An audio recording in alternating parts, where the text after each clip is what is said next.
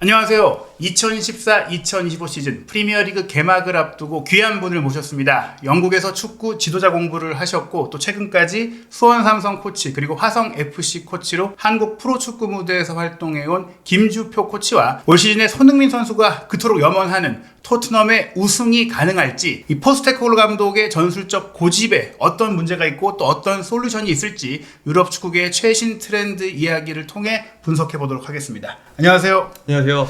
요새 좀 어떻게 지내셨나요? 저는 이제 최근까지 화성 FC의 코치로 있다가 이제 한 2달 전에 개인 사정으로 나오면서 지금 공부하면서 다음 도전 준비하고 있습니다. 뭐 K리그 현장에서도 뭐 최전선에 계셨었고 또 말씀드린 대로 영국에서 또 유학을 하셨다 보니까 최근까지도 또 유럽 축구도 꾸준히 지켜보셨을 것 같아요. 네, 아무래도 유럽 축구가 계속 이제 그 지도자들 트렌드에 굉장히 민감하잖아요. 그렇다고 트렌드를 바로 이게 카피해서 따라가지도 않고 본인들 팀에 맞춰가지고 잘 적용시키고 완성도를 높이는 거에 있어서 노하우들이 많다 보니까 지도자로서 계속 참고하고 있습니다. 예전에는 뭐 월드컵이라든지 혹은 유로 대회 같은 메이저 대회를 통해서 전술적 트렌드를 파악했었는데 최근에는 그런 메이저 대회에서의 전술이 좀 단순화되는 느낌이 있고 오히려 이 프리미어 리그에 세계 최고의 감독들이 모이고 또 세계 최고의 선수들도 모이면서 매 시즌 프리미어 리그가 좀 유럽 축구의 트렌드를 이끌어가지 않느냐 뭐 이런 얘기도 있거든요. 그 부분은 저는 전적으로 좀 공감하게 되는 것 같아요. 왜냐하면 지금 프리미어리그에 돈이 굉장히 많이 몰리고 있고 그리고 지도자들도 굉장히 좋은 지도자들이 많이 모이고 있고 그리고 또 결과적으로 뭔가 이제 결과를 못 내면 빨리 이게 바뀌면서 그게 뭐 가끔은 단점이 되기도 하지만 그러다 보니까 아무래도 수준 자체가 굉장히 높아지는 건 사실인 것 같습니다.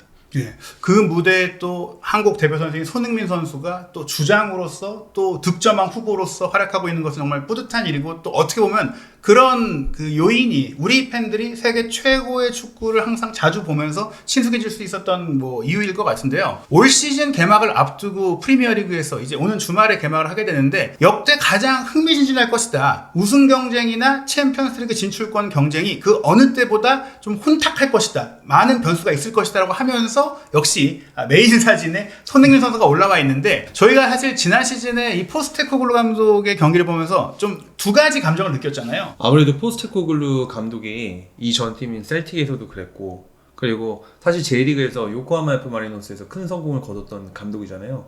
근데 이 분의 지도 철학 이런 인터뷰 같은 것만 봐도 이 공격 자체가 승리하는 데 있어서 유일한 거의 방법이다라고 싶을 정도로 강력한 믿음을 가지고 계시거든요. 그러다 보니까는 그런 생각을 하게 되는 것 같습니다. 사실 전반기에 뭐 10경기 무패를 할 때라든지 또 그때 손흥민 선수가 엄청 많은 골을 최전방에 넣으면서 정말 우승하는 거 아니야? 이런 느낌이 있었는데 후반기에는 아무래도 사실 선수도 그렇잖아요. 처음 딱 등장한 감독이나 선수가 잘하면 파악하는 데 시간이 걸리고 그러다 보니까 초심자의 행운일까요? 통하기도 하는데 이제 분석하고 익히게 되고 좀 파이법이 드러나면서 그에 대한 대응이 또 나와줬어야 하는데 후반기에 특히 4위가 걸려 있었던 뭐 맨시티, 아스널 등 라이벌 팀들과의 경기에서 좀 무력하게 좀 패배하면서 포스테코글루 감독으로는 안 되는 거 아니냐 뭐 이런 의심들이 있었고 또 프리미어리그 공식 홈페이지까지도 이게 뭐 손흥민 선수를 응원하는 저희만의 생각이 아니라 포스테코글루 감독의 가장 큰 문제는 플랜 B의 부재다. 그래서 올 시즌이야말로 2년 차니까 그의 축구가 진짜인지 아니면 플랜 B 부재로 인한 악화되는 결과 그의 전술에 한계에 부딪혔다는 신호인지 알아볼 때다라고 얘기를 했거든요. 네. 좀 어떻게 보세요? 일단 축구 있어서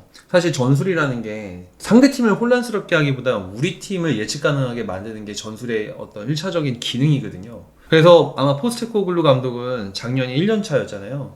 그러니까 아마 선수들을 빠르게 이 토트넘 선수들의 스쿼드의 특징들을 빨리 파악을 하려고 했을 거고 그거에 맞는 최고의 나름대로 본인의 축구 철학에 녹여서 나름대로 전술적인 솔루션을 아마 이제 줬을 텐데 또 이런 게 있습니다. 그러니까 막상 그 솔루션을 딱 낸다고 해서 바로 선수들이 프리시즌 안에 그걸 다 소화할 수는 없거든요. 그러니까 아마 감독 입장으로서 선수들이 한 경기 한 경기 치러 나가면서 나름대로 작은 실패도 맛보면서 이 자신들만의 이 플레잉 스타일을 구축하는데 아마 포스테코글루 감독은 굉장히 많은 시간을 할애했을 거라고 보고, 플랜 B에 있어서도 아마 포스테코글루 감독은 고민을 많이 했을 거예요. 왜냐하면 플랜 B를 한 순간 그 토트넘 선수들은 다시 적응을 해야 되거든요. 물론 플랜 B를 하면 상대 팀은 원래 알고 있었던 토트넘 축구랑 다른 걸 하다 보니까 좀 놀랄 수 있지만 그 안에 있는 토트넘 선수들 그 자체들이 또 헷갈릴 수 있다는 거죠. 그래서 어떤 호흡에 어떤 흐름에 이제 플랜 B를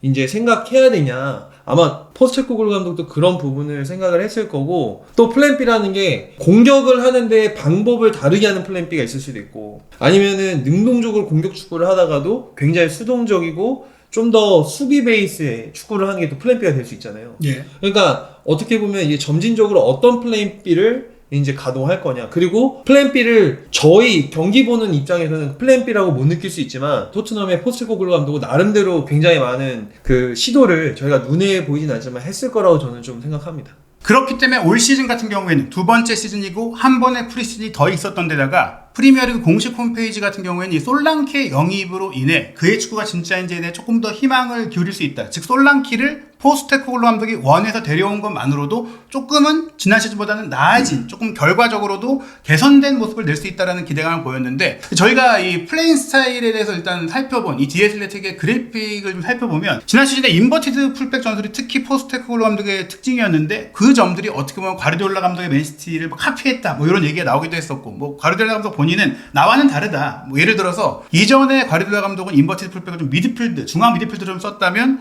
포스테코글루 감독은 거의 뭐 스트라이커처럼 올려 쓴다거나 공미 자리에 쓴다거나 포로와 우도기가 굉장히 올라가는 모습을 보이면서 조금 더 어떻게 보면은 과르디올라 계열인데 더 공격적이다? 약간 이런 느낌이 있었던 것 같아요. 저도 이 부분에 있어서는 사실 굉장히 공감을 하고요. 그 경기를 보셨겠지만 굉장히 모험적인 배치를 하고 포스테코글루 감독이 경기를 치르고, 그리고 사실 이 프리미어리그라는 리그 특성 자체가 굉장히 좋은 선수들과 완성된 팀들이 굉장히 많지 않습니까? 근데 그런 축구들을 하는 거 보고 저도 굉장히 사실 놀랐었고, 아까 전에 말씀하셨던 것처럼 인버티드 풀백을 활용하는 데 있어서도 사실 인버티드 풀백이 이제 조금 더 급진적이었던 게, 제가 봐도 백라인에서 미들라인에 들어오는 인버티드 풀백이 아니고 거의 상대 미들라인 백 공간, 상대 미들라인의 뒷공간 까지 진입을 한다거나 10번 자리까지 혹은 8번 자리까지 혹은 더 나아가서 1선 상대팀 백라인 뒷공간까지 공략을 하려고 하는 의도들을 이제 보이는 걸 보고 되게 좀 도전적이다라고 많이 느꼈습니다. 네, 뭐 그런 부분들이 잘 살아났을 때는 분명히 센세이션을 일으켰고, 무엇보다 이 보는 분들한테는 어찌됐거나 어느 쪽에서든 골이 많이 나니까 네. 지루한 경기는 안 했다. 네. 다만 이제 토트넘의 결과, 특히 손흥민 선수의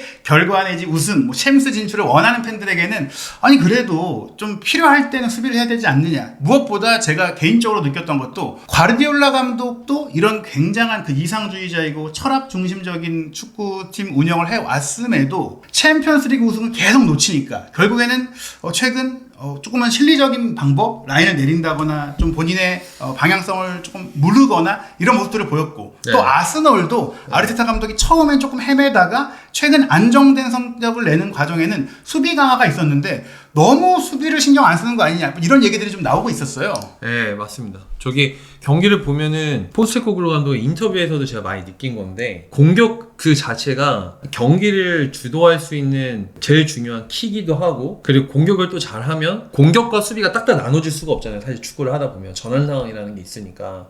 그래서 좀 공격적인 배치로 공격적인 축구를 계속 하다 보면, 즉 상대팀 백라인 뒷공간을 자꾸 공략을 좀 더 다이나믹하게 스피디하게 하다 보면, 그러다가 뺏기는 그 전환 순간에도 수비적으로 좀 유리할 수 있는 형세를 가질 수 있다. 이게 이제 기본적으로 포스테코글루 감독이 갖고 있는 생각인 것 같아요. 근데 기자님께서 말씀하신 것처럼 결과적으로는 이제 좀 그러질 못했죠. 네, 뭐 사실 본인이 원하는 선수단 구성이 안 됐던 면도 있겠고, 뭐 부상자가 갑자기 나타났던 변수도 있지만, 일단은 감독은 결과를 평가를 받아야 되기 때문에 물론 과정이라는 것들을 감안하더라도 토트넘이 어떻게 보면 맨시티와 같은 결의 축구를 시도하지만 가장 큰 차이가 뭐냐고 봤을 때는 역시 수비력이거든요. 네. 이 디에슬리틱이 공개한 그래픽을 통한 각 부문별 성과를 보면 찬스 프리벤션, 즉 상대 공격을 저지하는 데 있어서 맨시티는 88점이 나왔는데 토트넘은 19점이다. 그 얘기는 수비수들의 개인적인 역량 내지 팀 플레이 자체가 좀 떨어진다, 수비가 떨어진다는 얘기인데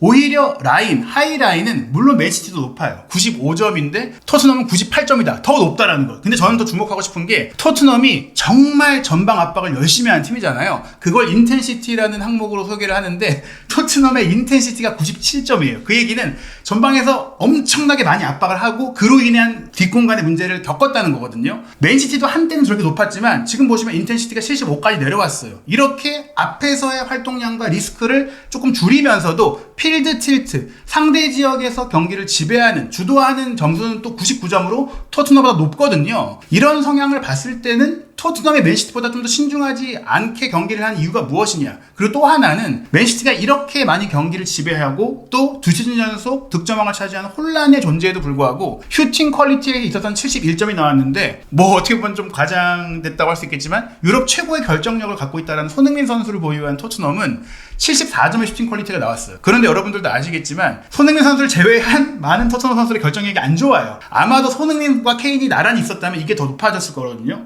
그런 이유 때문에 어떻게 보면 콘테 감독이나 무리뉴 감독이 토트넘을 맡았을 때는 수비를 내리고 역습하는 형태로 팀이 가진 자원의 그 능력을 극대화한 축구를 했는데 이런 상황이라면 본인이 추구하는 축구도 있긴 하지만 어느 정도는 결과를 내기 위한 절충안을 가져가야 되는 게 아니냐. 과르디올라 감독도 이렇게 절충안을 가져가는데 포스테코글로 감독은 왜 무슨 생각으로 이렇게까지 하느냐. 뭐 이런 좀 의문들이 들었거든요. 지금 굉장히 좀 좋은 얘기들이 있었던 것 같은데 첫 번째로 저는 이 찬스 막는 거 이제 토트넘이 수비에서 찬스 막는 거에서는 좀 제가 경기 보면서 많이 느꼈던 게요. 센터백 자원들이 사실 공격을 하는 그 빌드업 상황에서도 그 로테이션을 굉장히 많이 하더라고요. 그러니까 로메로라던가 막 선수들이 갑자기 미드필드 진영에 들어가 있고 그리고 그 전환 상황에서도 딱히 그 위치를 자기 진영으로 자기 위치를 되돌아기보다는 다른 선수들이 그 자리를 메꿔주고 좀 이런 일들을 하더라고요. 근데 저는 개인적으로는 좀 어떤 의문이 들었냐면은 그 페널티 박스 앞에서 상대가 만든 찬스를 막는 거는 마치 상대팀 페널티 박스에서 스트라이커가 골을 넣는 과정처럼 좀 전문적인 스킬들이 필요한데 이 아마 저 찬스 막는 거에 대해서 점수가 좀 떨어진 거는 그런 결정적인 상황 때 센터백들이 토트넘 센터백들이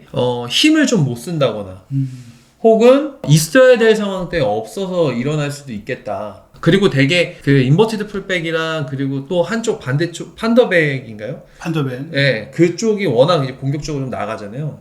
그러니까 이제 센터백 2명 갖고 버텨서 좀 그런 것도 있는 것 같고 아무튼 그 두 가지 이유가 있는 것 같고 그리고 전방 압박하는 데 있어서는 포스테코글루 감독은 이 전방 압박이 사실 공격이랑 연관이 돼 있을 거라고 생각을 하겠죠. 그 위에서 누르다 보면 볼 뺏었을 때 빠르게 이제 다시 그 상대 골대로 이제 갈 수 있으니까. 그리고 이제 마지막으로 과르디올라랑 포스테코글루 감독이 사실 축구를 공격적으로 하는 감독임은 저는 뭐 비슷하다고 보는데 과르디올라가 조금 바뀌긴 했지만 예전에 인터뷰에서도 많이 보면서 이제 보여줬던 본인의 철학은 뭐냐면 볼을 소유하는데 굉장히 그 중점을 많이 뒀었거든요. 그러니까 위치, 포지셔널 플레이를 하는데 즉 위치, 약속된 위치에 모든 선수들이 가 있어야 되는데 완벽한 찬스를 만들 때까지 볼을 소유하는 게 굉장히 중요하다라는 식의 언급도 했었고 뭐 많은 표현들도 있었어요. 뭐 defending by attacking. 그러니까 공격을 함으로써 우리는 수비를 할 수 있다. 뭐 이런 표현도 했었고 포지션에 대해서 의미를 굉장히 많이 뒀던 감독이죠. 근데 제가 작년에 맨시티 경기 보면서 많이 놀랬던 건 그 일단 홀란드를 이제 영입하면서 기존에 없었던 공격에서의 직선적인 옵션이 좀 늘어났고 그리고 사실 9번한테 과르디올라는 압박을 굉장히 요구를 많이 하는 지도자였거든요. 그래서 영상 보면 아게로랑 막 가끔 다툼도 일어나고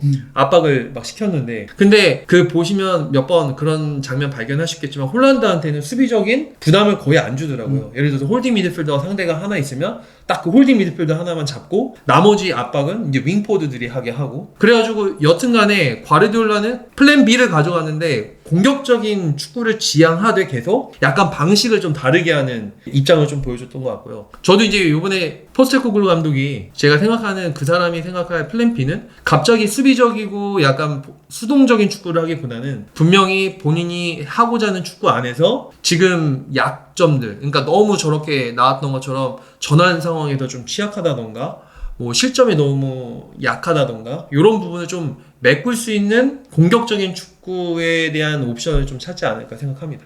또 하나 좀 주목하고 싶은 부분이 역시 아르테타 감독의 최근 성공인데요. 지난 시즌 정말 우승 직전까지 갔다가 놓치긴 했지만 아스널이 최근에 안정된 경기력을 내는 과정에도 주목할 기록들이 있는데 역시 이 찬스 프리벤션, 이 수비력 자체가 97점에 나왔다. 근데 중요한 것은 또 인텐시티는 맨시티보다 높은 93점이에요. 그러나 이 하이라인은 오히려 토트넘과 맨시티보다 훨씬 낮은 81점이다. 즉 라인을 조금 안정적으로 가져가면서 토트넘과 맨시티의 중간적인 좀 모습을 보여줬다. 또 그러면서도 경기 지배력은 높았고 또 중앙 지역에서의 전진성 뭐 이런 부분들을 포괄적으로 봤을 때는 아스날이 조금 가장 이 방향성 중에는 좀 안정적으로 운영하고 있는 게 아니냐. 게다가 젊은 감독이고 애초에 이런 시행착오를 겪는 과정에도 결과를 위해 조금 이런 그 실리적인 부분들을 빠르게 가져갔다고 볼 수 있는데 아스날에 대해서는 좀 어떻게 보시나요? 아스날도 저도 기자님 말씀에 동감하는 게 처음에 아르테타 감독이 왔을 때보다 점점점 그 시간이 지날수록 처음에는 굉장히 더 공격적이었다면 지금은 좀 중립적인 형태로 가고 있고 약간 보수적인 경기 운영도 좀 하고 있는 것 같고요.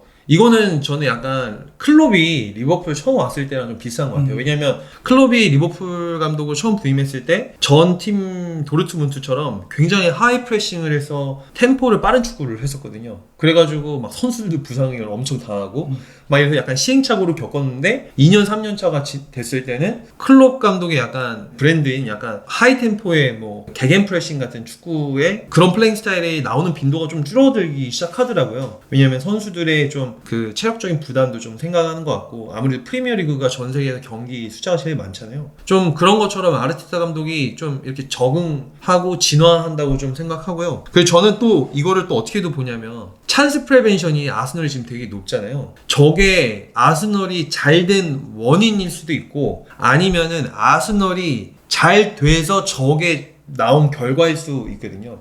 그러니까 저희가 좀 살펴봐야 되는 건 도대체 어떤 선수를 혹은 어떻게 팀을 운영했길래 막는 저 수치가 높아졌을까 요걸 좀 살펴봐야 될 것 같습니다. 또 하나 주목하고 싶은 게 딥 빌드업, 밑에서부터 빌드업하는 빈도가 있어서 오히려 아스널이 또 굉장히 낮게 나오고 있어요. 네. 토트넘이 오히려 굉장히 높은데 저희가 좀 아쉽게 느끼는 건 물론 토트넘도 최근에 젊고 유망한 좋은 선수들이 많이 오고 있지만 언급드린 대로 뭐 경험치라든지 특히 맨시티와 아스널과 비교했을 때는 냉정히 봤을 때 선수 퀄리티가 조금은 아래라고 봐야 되는데 네. 그런 선수들이 말씀드린 그 고강도 압박을 많이 시도하다 보니까 경기 중 체력이 떨어지고 집중력이 떨어지고 결국 후반전 가서는 굉장히 허술한 수비를 보이게 되는 이 문제가 지속해서 반복되고 있는데 새로운 시즌에도 이 방향성이 유지된다면 사실 두 번째 시즌이라고 한다고 해서 바뀔 수 있겠느냐. 게다가 올 시즌에는 경기 일정도 더 늘어나고 또 영입들이 됐다고 해도 결국 지난 시즌 주전 선수들보다 더 나은 선수가 맞느냐에 대해서는 물음표가 있거든요. 저는 좀 포스테코글루 감독 의중 중에 궁금한 게 또 뭐가 있냐면 덴마크 선수 그 미드필더 선수가 호이비에르 마르세유를 갔잖아요. 예. 근데 지금 포스테코글루가 하고자 하는 축구를 봤을 때 중요한 자원이거든요. 그 위치가 8번 혹은 6번 위치가. 그래서 어떤 이유로 이 선수를 이제 보냈을까? 그러니까 만약에 상위 티어 리그로 보냈다면 보내줄 수밖에 없는 건데 그 마르세유면은 프리미어 리그보다는 하위 티어인 그 프랑스 리그잖아요. 그러니까 어떤 이유 때문에 이 선수를 이렇게 했을까? 그러니까 아무래도 그 자리가 또 중요하고 그 자리가 잘 지켜야 계속 지속적으로 상대의 높은 지역에서 공격 축구하면서 볼 뺏겼을 때 다시 뺏고 이런 전술적인 선택들을 할 수 있으니까 그게 좀 궁금합니다. 뭐 이 부분에 있어서 어떻게 보면 비수마를 1옵션으로 쓰고 있고 게다가 벤탄쿠르도 그 자리를 쓰고 있는 데다가 프리시즌 기간 동안에는 그레이를 그 자리에 남았다는 얘기죠. 그 얘기는 저는 개인적으로 그 자리까지도 공격적으로 쓴다. 와. 기본적으로 이 선수들이 공을 운반하고 올라가거나 공격을 네. 가담할 때 능력이 좋은 선수인데 비수마 같은 경우 더더욱 그 캐리 능력이 좋고 뭐 벤탄코르는 공을 뿌려주는 능력도 있긴 하지만 그 선수도 갑자기 아무도 생각하지 못했을 때 툭 튀어 올라와서 골을 넣을 수 있는 선수고 네. 그레이 같은 경우도 사실 지난 시즌에 리즈에서 오른쪽 풀백으로 뛰긴 했지만 기본적으로 그 자리에서 공격성이 있는 선수잖아요. 네. 즉 제가 느꼈을 때는 뭐 센터백이 없는 프리시즌의 경기 때이긴 하지만 그레이를 센터백으로 놓을 정도라면 수비형 미드필더도 수비형으로 보질 않는다. 지킬 선수는 필요 없다. 그래서 네. 거의 그렇게 할 수 있는 유일한 호이비에르는 전력 외로 생각을 한 게 아닐까. 그렇다면 우리는 또 한번 생각하는 게 더더욱 걱정이 됩니다. 누가 수비를 하냐? 수비를 안 하는 거냐? 그런 생각이 드는 거죠. 네, 저도 경기를 좀 이렇게 봤는데 그 포스테코글루 감독님의 생각이 굉장히 명확하다고 많이 느끼고 있고 그 만약에 저는 그렇게 생각해요. 플랜 A를 선수들이 하면서 토트넘 선수들이 지금 특히 후반기에 힘들었을 거예요.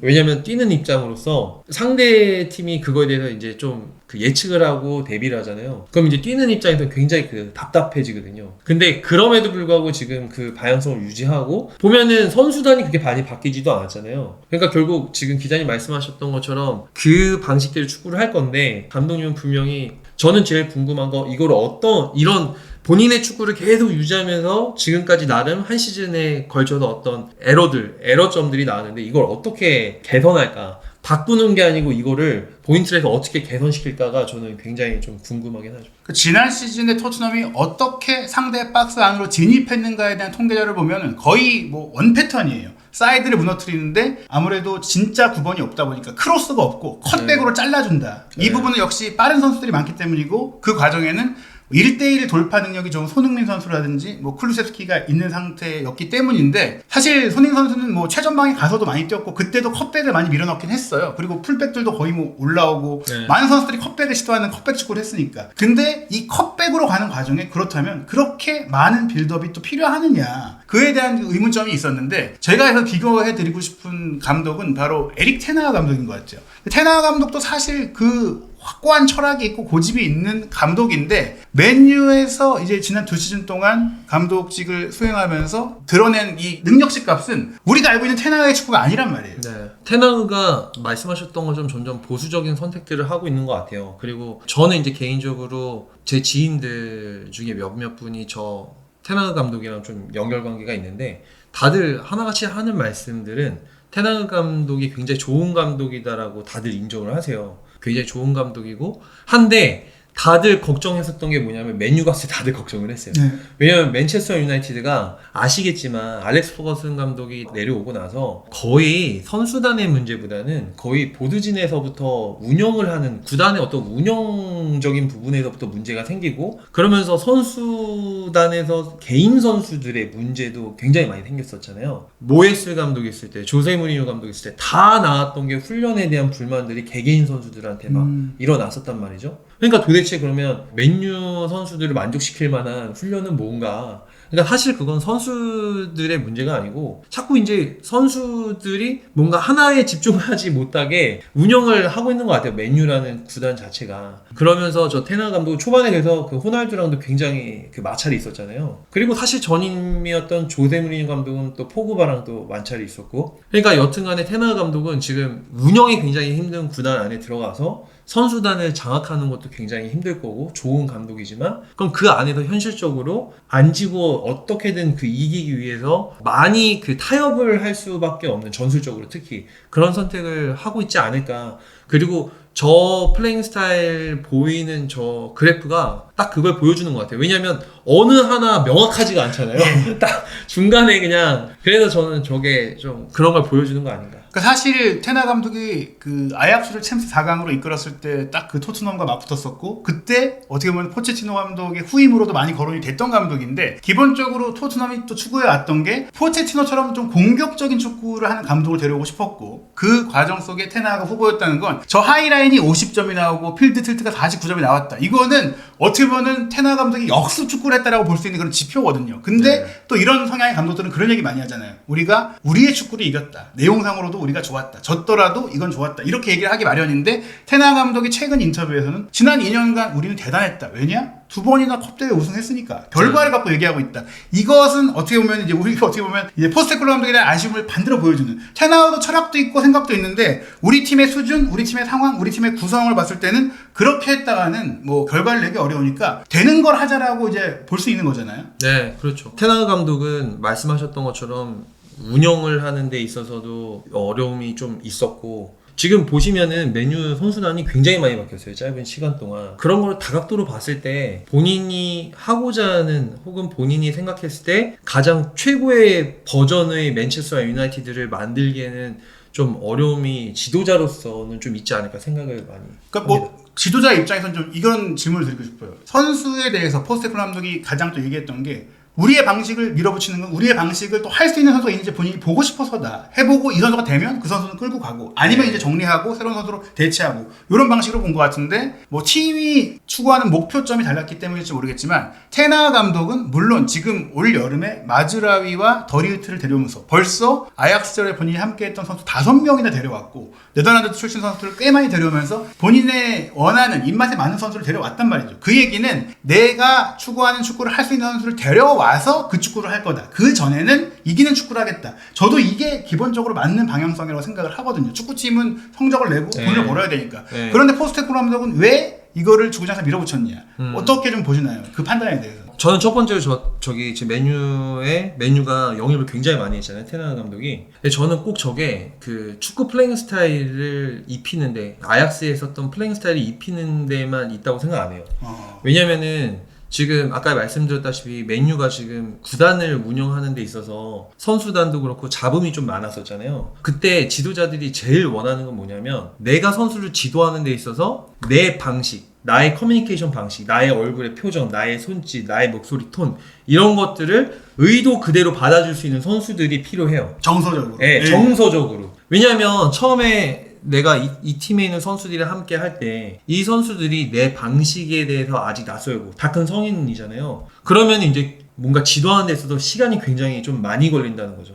근데 프리미어 리그는 일단 빨리 성적을 내야 되고 몇 경기 성적 못 내면 맨유라는 팀 나가야 되기 때문에 저는 저런 선택이 그 플레잉 스타일을 자기가 아약스 때 만들었던 플레잉 스타일을 다시 나는 해보고 싶다기보다는 맨유 스쿼드에 있는 선수들 중에 나의 방식, 나의 생각, 나의 행동 같은 것들을 의도 그대로 이해해주고 그리고 그거에 대해서 실현해줄 수 있는, 그러니까 하자는 대로 따라올 수 있는 선수들이 필요해서 저 선택을 하지 않았나. 저는 더 그거에 가깝다고 생각하죠. 그렇게 생각한다면 사실 포스테코글루 감독 입장에서는 사실 이 맨유에 있는 그 스타급 선수들보다 토트넘에 있는 선수들은 조금 더 겸손한 경우들이 많고 또 어린 경우가 많고 다 열심히 따라 하니까 그럼 굳이 내가 그 선수들을 데리고 당장 결과를 내기 위한, 특히 선수들도 그런 단계 선수들은 그런 감독의 철학이 아니라 결과 안 나오면 저 감독 뭐야 이렇게 가는 건데 토트넘 선수들은 대체로 그 포스테코글루 감독의 정서적인 부분을 채워줬기에 결과가 안 나와도 좀 밀어붙였다. 좀 이렇게도 볼 수 있겠네요.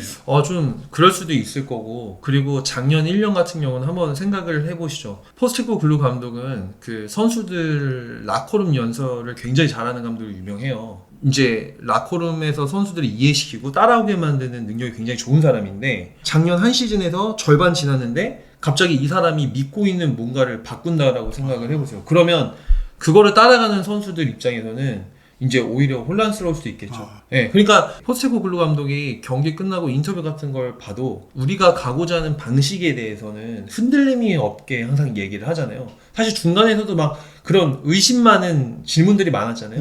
근데 그거를 계속 지키려고 하는 거죠. 어떻게 보면 선수단들에게 자기가 왔던 이 1년차 때 우리가 가고자 하는 길은 분명하고가 아마 포스테코글루 감독한테 더 중요하지 않았나. 그리고 그런 부분에서 또 저는 궁금한 게 토트넘 보드진에서 어느 정도의 신뢰를 줬을까. 그러니까 어느 정도 신뢰가 있었기 때문에 그래도 포스테코글루 감독이 계속 그 중심을 잡고 하지 않았나 이런 생각도 좀 들긴 하죠. 사실 일면 그러면서 공감이 되기는 하지만 그래도 이 챔스 진출이 가능했던 순위에서 그 한 수 위의 팀을 상대로 그런 축구를 할 필요까지 있었느냐라는 이제 의문점들은 남았었는데, 그쵸. 다만 이제 프리미어리그 공식 홈페이지의 분석가가 얘기한 대로 포스테코글루 감독의 그 플랜 A가 통할 수 있는 정말 중요한 영입이 됐다. 바로 솔랑키에 대해 이야기를 하게 되는데요. 기본적으로 솔랑키는 정말 현대 축구에서 원하는 가장 확실한 9번 공격수잖아요. 네, 저도 지금 저 솔랑키 영입에 대해서 필요한 영입이라고 생각한 게, 제가 여기 오기 전에 그 맨시티랑 했었던 토트넘 경기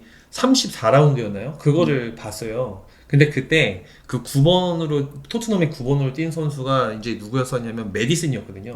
아니면 그 사나? 그 선수가 가끔 올라가고. 그러니까는 공격을 할 때 상대팀 백라인 중앙의 공간을 차지하고 거기다 상대팀을 가운데로 모여줄 수 있게 만든 선수가 없는 거예요. 그러니까 그 9번 선수가 없으니까 계속 그 U자 빌드업 형식의 공격 방식이 계속 일어나고, 저 결국 볼을 저 중앙으로 한 번씩 보낸다거나 아니면 중앙을 자꾸 위협해서 상대 백라인들을 중앙으로 끌어내야 그러면 자유로도 측면이 허물리잖아요. 이런 작업들을 할 수가 없는 거죠. 그래서 저는 저 솔랑키 영입이 토트넘 포스테코글루 감독에게 옵션을 주지 않을까 좀 생각을 합니다. 영국 언론에서도 최근에 그런 얘기를 많이 해요. 해리 케인이 지난해 여름에 떠났는데 이제야 케인의 대체자가 왔다. 그 얘기는 어떻게 보면 뭐 지난 시즌에 물론 손흥민 선수가 최전방에서 잘해주기도 했고 또 히샬리송도 잠깐은 좋은 모습을 보이긴 했지만 결과적으로 아예 확고한 9번 역할을 할 수 있는 선수를 영입하지 못했던 것. 사실은 이적설이 있는 선수도 있었지만 구단에서 그 선수를 좀 데려오지 못했던 것. 뭐 자금적인 문제도 있겠죠. 다른 포지션도 보강을 했기 때문에 우선순위에서 밀리면서 못 데려왔기에 어떻게 보면 포스테코글루의 원하는 축구도 제대로 구현될 수 없었고 구단도 그래 우리가 스트라이커 못 사줬으니까 올 시즌에 이런 결과는 넘어가 줄게라고 했을 수도 있지 않을까.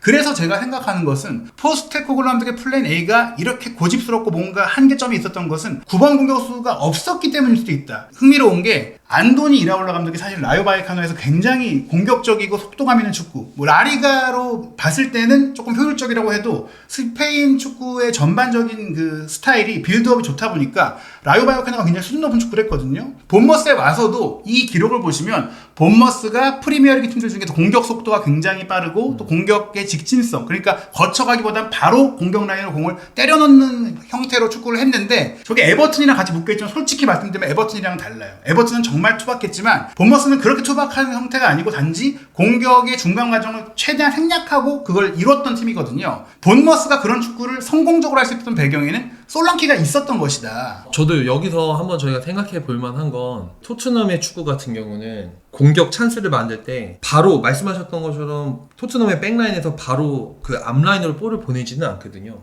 한번 거치고 들어간단 말이죠. 근데 거치고 들어갈 때도 백라인에서 한번 미들라인 거쳤 다음에 측면 넓게 벌려있는 윙포드들한테 볼을 운반하든지 한 다음에 다시 이제 하프 스페이스를 공략하는 어떤 선택들을 하는데 솔랑키 선수는 일단은 저런 공격 패턴에는 익숙하지 않을 수 있거든요. 막 지금 말씀하신 거에 따르면. 왜냐하면 아무래도 그 볼을 한 번에 때려놓고 경합해서 리바운드를 따낸다던가 혹은 조금 더 같이 그 킥앤러시라고 하죠. 좀 조직적인 킥앤러시로 공격에 대한 재미를 본 선수라면 아마 토트넘 들어왔을 땐 그런 부분에 있어서는 좀 적응 시간이 필요하지 않을까 생각합니다. 다만 솔랑키도 이런 형태의 뭐 컷백을 마무리하는 부분들을 토트넘 스타일대로 배운다면 토트넘도 솔랑키를 그렇게 원했던 건 솔랑키가 본머스에서 잘했던 바로 그런 직선적인 플레이, 받아주고 비벼주고 떨궈주고 경합해주는, 특히 이 공중볼 경합 능력에 있어서 토트넘이 현재 보유한 그 어떤 선수보다 뛰어난 선수이기 때문에 조금 더 직진성, 또 공격 속도, 조금 더 효율적인 축구를 솔랑키로 하지 않겠느냐. 즉 포스테코글루 감독이 지난 시즌에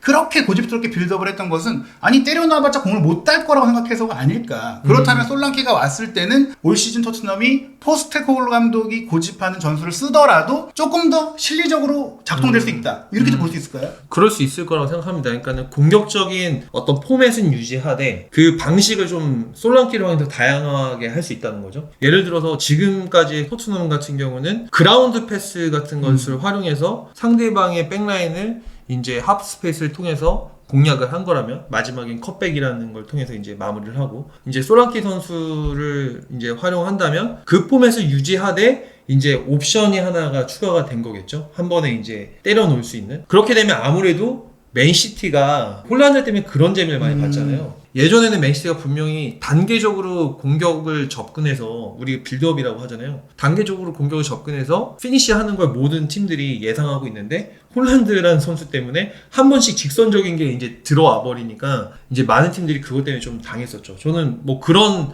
효과를 거둘 수도 있지 않을까 생각합니다. 결국엔 솔랑키가 좀 토트넘에서 혼란 같은 역할을 할 수 있고 또 어떻게 보면 이제 손흥민 선수와 비교했을 때는 분명히 전방의 포스트 플레이 능력이 좋고 히샬리성과 비교했을 때는 뭐 결정력이 좋고 근데 사실 포스트 플레이 자체도 히샬리성보다 솔랑키가 좋기 때문에 솔랑키가 자기 역할만 충분히 해줘도 토트넘의 축구가 더욱더 다양해질 수가 있다. 좀 이런 좀 기대감을 가질 수 있을 것 같은데요. 네. 다만 그 솔랑키 하나가 왔다고 토트넘이 당장 또 어떤 우승 후보급으로 올라갈 수 있을까에 대해서는 물음표가 있는데 저는 그 이유 중에 하나가 솔랑키의 존재로 토트넘이 상위권 팀 그런 우승 경쟁팀과의 경기에서 조금 더 효과를 낼 수 있다라고 보는데, 물론 뭐 하위권 팀과도 마찬가지 효과를 어느 정도 내겠지만, 지금 프리미어리그 하위권 중에 개막전에서 만날 레스터시티 같은 경우에는 지난 시즌에 정말 역습 축구로 재미를 봤던 쿠퍼 감독, 노팅엄에서 정말 잘 운영했던 쿠퍼 감독이 부임을 했고, 또 2라운드 상대가 에버튼, 션다이치, 거의 뭐 전통적인 영국 축구로 또 롱볼 축구라는 션다이치 에버튼을 만나는데,